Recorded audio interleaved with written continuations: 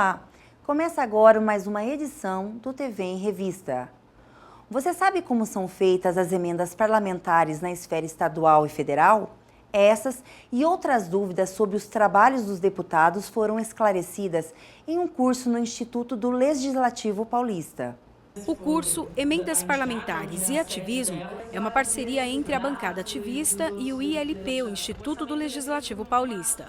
É mais um evento aberto a toda a comunidade, a gente está falando tanto dos assessores, aqui equipes da casa, mas também a sociedade civil como um todo. Denise Soares Ramos, chefe de gabinete da liderança do Partido Novo e com vasta experiência no Legislativo Paulista, ministrou a primeira aula. Eu fiz um apanhado geral do que são as emendas parlamentares, de como elas eram antigamente, antes da emenda constitucional que tornou elas impositivas. Realmente é um público eclético, então tentei aí usar um linguajar mais simples para ser acessível a todo mundo. Denise também explicou o que uma entidade, associação, ONG deve fazer para receber a verba. Você tem que ver se a entidade é uma entidade da área assistencial, aí ela tem que ter um credenciamento, uma certificação, tem que estar com toda a documentação em dia, e essa análise é feita pelo Executivo. São 4 dias de curso, às quintas-feiras, das 2 às 5 horas da tarde. Ainda dá tempo de participar, é só se inscrever no site al.sp.gov.br/ILP. E para assistir esta primeira aula, é só acessar o canal da Rede Alesp no YouTube. A gente está muito feliz que a ideia do curso foi super bem aceita e nós, do Mandato Coletivo da Bancada Ativista, estamos chegando aqui na Assembleia Legislativa. Tudo para a gente é novo, inclusive esse assunto das emendas parlamentares.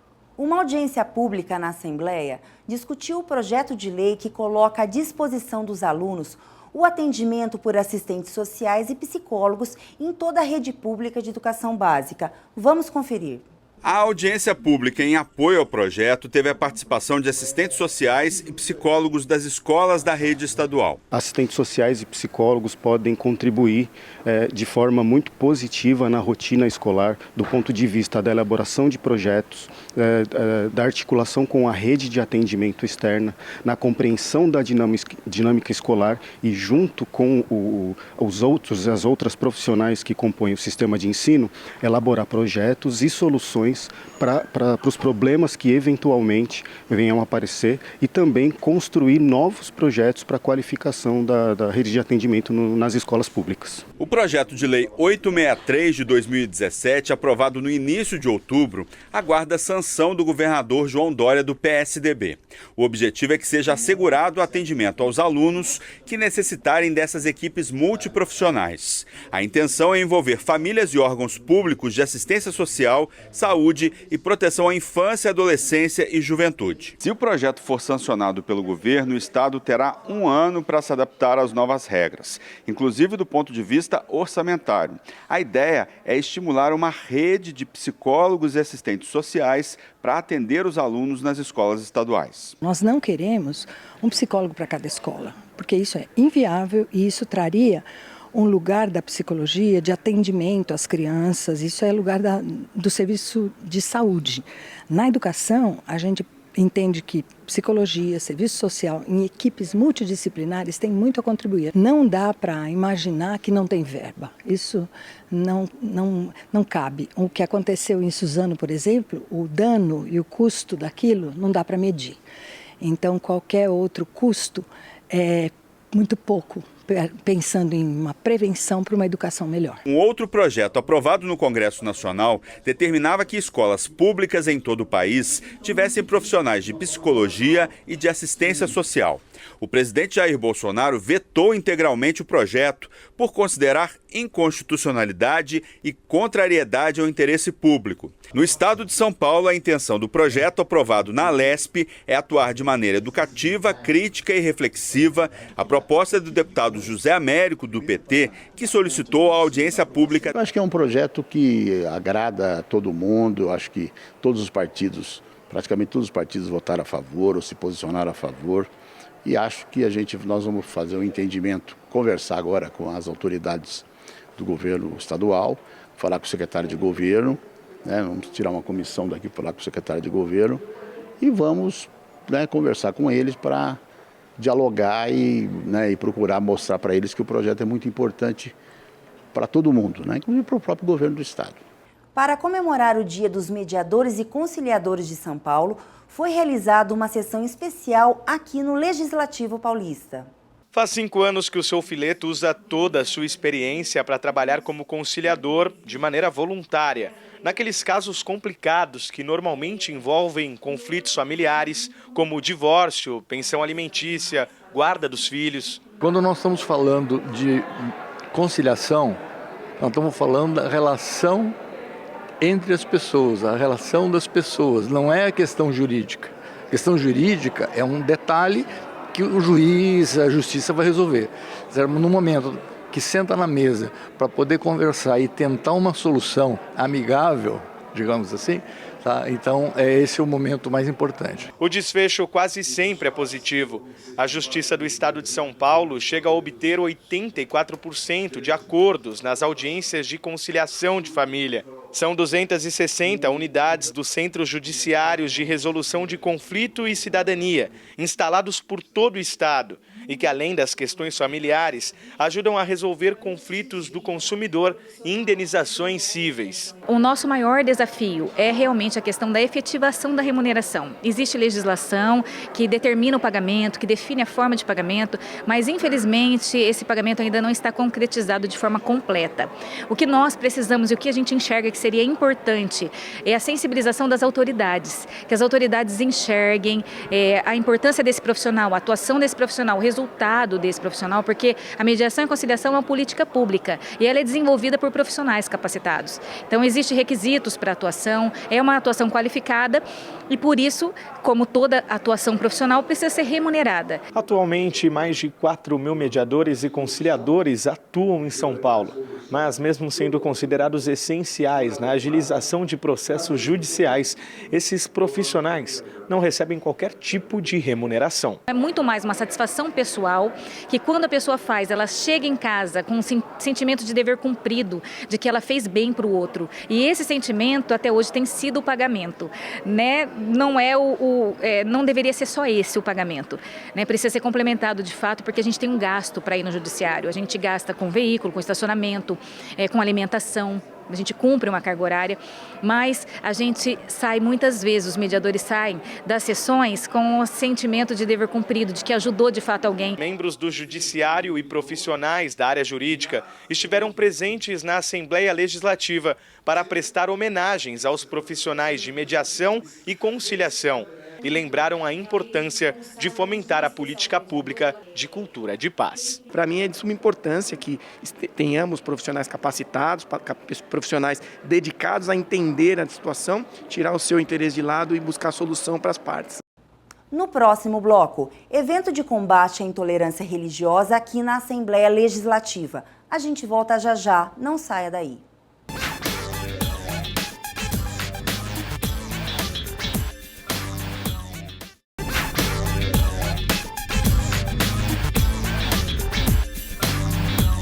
$800.000 atendimentos por ano e a maioria de graça. A ACD, fundada pelo médico ortopedista Renato da Costa Bonfim, foi homenageada aqui na Assembleia Legislativa.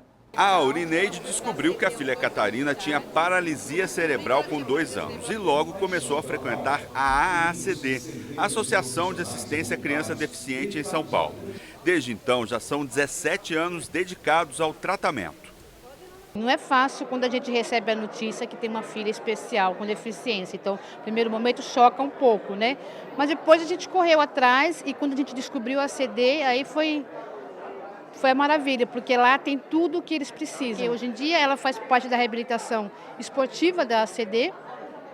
Ela faz 3 esportes, que é a natação, a capoeira e a natação artística. Ela já fez 4 viagens internacionais por conta da natação artística. É uma nadadora do nado sincronizado e ela está ótima. E essa é a Catarina, que hoje tem 19 anos e se sente acolhida e integrada à sociedade com a ajuda da associação. Na minha época eu não tinha segurança nenhuma, por causa que ninguém era meu amigo, eu era totalmente isolada um do outro. Com a ajuda da ACD eu consegui mais ter amizade, eu consegui ter mais mais segurança em mim mesma. O trabalho com a Catarina é um dos 800 mil atendimentos por ano realizados pela AACD, a maior parte pelo SUS, de graça. A entidade também entrega por ano 60 mil aparelhos ortopédicos à comunidade e realiza 7 mil cirurgias.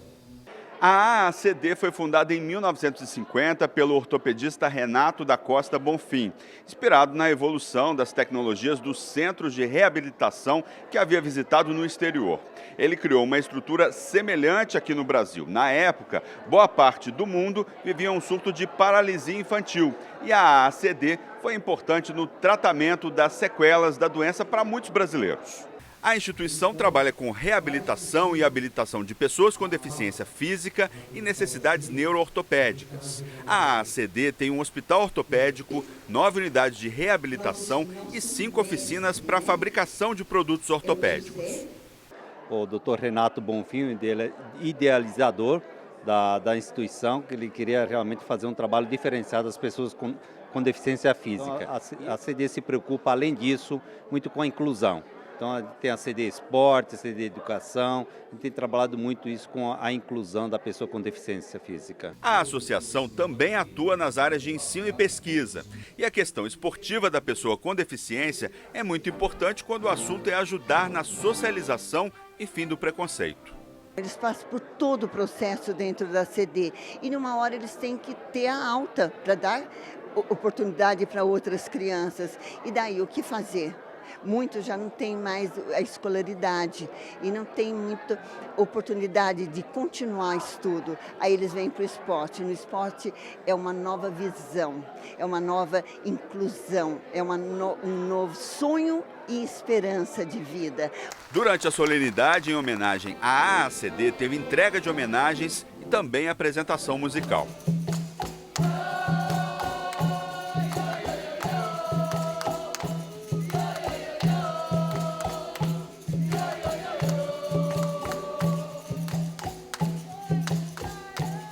Para destacar a importância da entidade no atendimento a pessoas com deficiência em todo o país, os deputados Castelo Branco e Adalberto Freitas apresentaram um projeto para criar o Dia da AACD, a ser comemorado todo ano no dia 3 de agosto, data da fundação da instituição.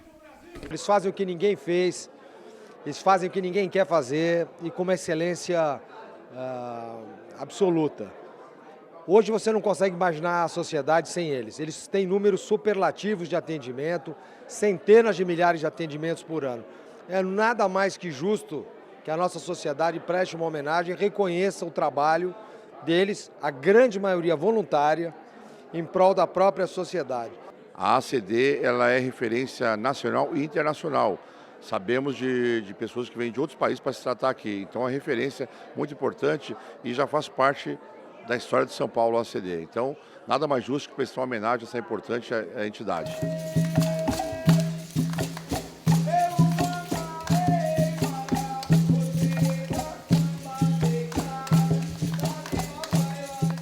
Deputado Carlos Gianazzi, do PSOL, realizou evento de combate à intolerância religiosa na Assembleia Legislativa. A reportagem é de Jeremias Gomes. Quem vai a um encontro religioso busca paz, significado, um encontro com a divindade. Não espera receber xingamentos ou mesmo violência física, mas isso acontece. Aqui é uma união de várias crenças, né? Várias pessoas, isso é muito importante. Eu mesmo sofri uma intolerância religiosa no meu terreiro e não tive assim um respaldo. Então na união, a gente acaba aprendendo muita coisa. Tão antigos quanto as crenças são os preconceitos. As religiões afro-brasileiras são as mais atingidas. Violência motivada por quem muitas vezes também professa uma crença. Geralmente as pessoas têm bem deliberado a sua crença, a sua fé, só que eles querem incomodar os outros. Entendeu? Esse é o grande problema, porque nós incomodamos eles, porque nós somos unidos. Então tem um problema que a gente ainda tem que se unir muito mais, porque hoje aqui era para ter muito mais zeladores, muito mais terreiros de candomblé, para poder a gente lutar contra essa intolerância. No primeiro quadrimestre de 2019, a Polícia Civil recebeu 562 notificações de crimes relacionados à intolerância religiosa na capital paulista. No ano anterior, no mesmo período, foram 280. O combate ao crime tem recebido apoio do deputado Carlos Gianazzi, do PSOL, no Parlamento Paulista. O evento, denominado Ato de Amor, Fé e Reflexão, teve apoio da Câmara Municipal de São Paulo por meio do vereador Celso Gianazzi, do PSOL. Quando as duas casas elas se unem para fazer um evento desse tipo, a gente tende a crescer, a evoluir e a disseminar uma política de fé, uma política de paz aqui no Brasil, porque nós vivemos hoje no Brasil uma propagação do ódio, do racismo, da homofobia, e isso não é bom para nenhuma sociedade. No Brasil, a Lei 7.716 de 1989 considera crime as práticas de preconceito e de discriminação religiosa.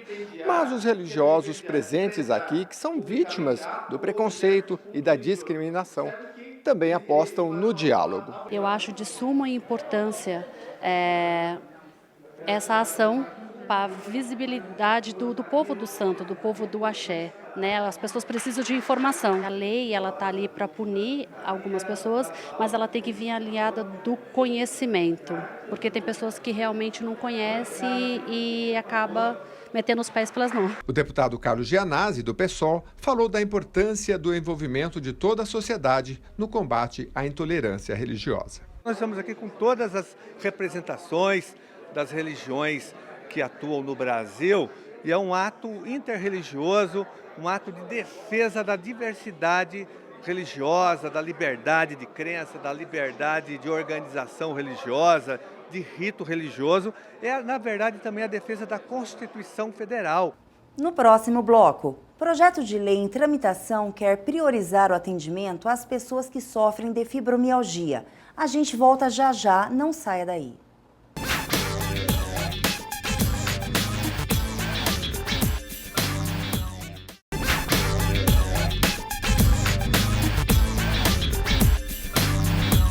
Um projeto de lei em tramitação aqui na Assembleia quer priorizar o atendimento às pessoas que sofrem de fibromialgia.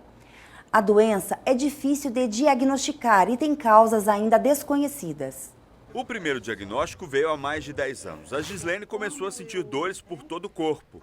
Ela procurou vários médicos, fez uma bateria de exames e só foi descobrir que tinha fibromialgia 2 anos depois. A maioria das pessoas que tem fibromialgia não consegue trabalhar. A parte médica também, né? A gente fica sem ter um tratamento adequado. Tem muitas pessoas também que elas estão num pico de depressão tão alto que elas pensam em suicídio por causa da dor, por causa do abandono. O diagnóstico da fibromialgia acontece depois que a pessoa relata uma dor crônica, que migra por vários pontos do corpo e se manifesta especialmente nos tendões e nas articulações. As causas da fibromialgia ainda são desconhecidas, mas existem vários fatores que estão frequentemente associados a esta síndrome, como a questão genética. Infecções por vírus e doenças autoimunes também podem estar envolvidas nas causas da fibromialgia, além de distúrbios do sono, sedentarismo, ansiedade e depressão. Devido à dificuldade em se definir o diagnóstico, não existem dados consolidados da doença no país. Entretanto, a Associação Brasileira dos Fibromialgicos estima que 3% da população brasileira sofra com a enfermidade. A fibromialgia, ela é uma doença invisível, crônica, sem cura, sem uma causa, sem exame que possa comprová-la. Então, com isso, fica uma situação muito difícil para os pacientes, tanto junto ao INSS, quanto junto ao Ministério da Saúde, que não tem um protocolo para tratamento nosso, né? Tanto também com relação ao trabalho. O paciente fibromialgico dificilmente consegue continuar trabalhando. Então, com isso, como ele vai se sustentar, se ele não tem nada? Para o paciente com fibromialgia, a fisioterapia é um dos tratamentos mais importantes. Uma rotina diária de exercícios ajuda a diminuir as dores, porque alonga e fortalece os músculos. O tratamento é mais eficaz quando são unidos medicamentos e cuidados não medicamentosos. O foco é evitar incapacidade física, minimizar os sintomas e melhorar a saúde de modo geral. Ela é um suporte muito forte, porque quem tem fibromialgia sente muitas dores e junto com a fibromialgia eles vêm com muitas inflamações em bastantes articulações. E isso que pega mais neles. E a fisioterapia ajuda a atuar nesse ponto, principalmente, em diminuir essas inflamações, conseguir devolver uma melhor qualidade de vida e ajudar não só com os exercícios, mas também ajudar a reeducar o paciente com a dor. Sem a fisioterapia eu não conseguiria fazer mais da metade do que eu executo, assim, principalmente quando eu tenho as crises de dor. Além da fibromialgia, eu tenho endometriose, que é uma doença autoimune, e isso faz com que a fibromialgia atinja uns picos de dor bem mais altos. Pela minha doença ser autoimune, ela faz com que a inflamação da fibromialgia fique mais aguda. Então, a fisioterapia, ela me ajuda não só na fibromialgia, mas também no controle da endometriose. O projeto de lei 426/2019 garante a prioridade no atendimento à pessoa com fibromialgia em todo o estado. A gente visou dar um atendimento preferencial para eles na rede pública e na rede privada. Um exemplo que eu falo muito quando as pessoas me perguntam é aquelas placas que ficam, por exemplo, no supermercado, tem a placa lá do preferencial ao idoso, a gestante. A gente quer incluir as pessoas que têm a fibromialgia nesse rol de preferência. Tem muito médico que não acredita ainda que na existência dessa doença, que é uma doença muito triste, porque a pessoa fica com dor no corpo inteiro, fala que parece que tem um monte de agulha entrando dentro do corpo. Então esse projeto de lei vem dar a importância real desse problema que atinge grande parte da população, não só no estado de São Paulo, mas em todo o Brasil. Lançado no auditório Paulo Kobayashi da Assembleia Legislativa, a Frente Parlamentar dos Hotéis, Bares e Restaurantes. A ideia é estreitar laços do setor com o Legislativo paulista. O estado de São Paulo tem mais de 400 mil estabelecimentos entre bares, restaurantes e hotéis e impulsiona uma parte importante da economia do país. Em São Paulo, o setor emprega mais de 1,5 milhão de pessoas. O presidente da ANR, Associação Nacional de Restaurantes, participou do lançamento da frente da Alesp e lembrou que a iniciativa deve estreitar os laços da categoria com o Parlamento paulista. O importante é que a comunicação vai ser direta, então nós vamos ter reuniões mensais, eventualmente semanais, com os deputados, mostrar como é que o setor, as demandas do setor, dar todas informações, embasamento para que o dia a dia facilite, né? Então nós vamos colocar aqui na mão dos deputados informações que sejam ou demandas diretamente a eles, centralizado via frente. Em todo o país, o setor de bares, restaurantes e hotéis movimenta por ano cerca de 200 bilhões de reais. A maior parte desse faturamento sai aqui do estado de São Paulo, sem falar em toda a cadeia de trabalho que é gerada a partir disso. Só para se ter uma ideia, a rede hoteleira emprega diretamente no estado 110 mil profissionais. O presidente da ABH, Associação Brasileira da Indústria de Hotéis de São Paulo, diz que o estado tem uma rede hoteleira organizada, mas com o lançamento da frente, coordenada pelo deputado Frederico Dávila, é possível fortalecer todo o setor. Portanto, essa frente parlamentar, a gente pode criar legislações, apoio, divulgação e fortalecer, junto com a Secretaria de Turismo do Estado, junto com as entidades do trade, o Conselho Estadual, uma abrangência e fortalecimento do turismo e cadeia produtiva, gerando mais emprego e renda para todo mundo. O evento de lançamento contou também com a presença do deputado estadual Tenente Nascimento do PSL. Nós temos que dar incentivo, ajudar, apoiar realmente nosso empresariado para que gere mais emprego e que também nossa população possa desfrutar dessa frente e desse projeto tão importante para o nosso estado e para a nossa nação. O coordenador da frente, o deputado Frederico Dávila, do mesmo partido, lembrou que a frente vai trabalhar para desburocratizar o setor. Aqui o turismo gastronômico e o turismo de negócios caminham juntos, né? Então muita gente a gente conhece não só de outros estados da federação, mas também do interior do estado de São Paulo, vem a São Paulo assistir um teatro, assistir uma peça, uma mostra de arte, etc. e tal, e acaba indo a restaurantes renomados da capital, que sempre tem um serviço e uma qualidade de atendimento que é reconhecida internacionalmente. Vamos tirar o peso das costas do empreendedor, o peso do Estado das costas do empreendedor. O empreendedor tem que ter liberdade e articulação, sem você ter peso extra para atrapalhar na sua atividade. O TV em Revista fica por aqui. Voltamos na semana que vem com mais novidades no Parlamento Paulista. Até lá!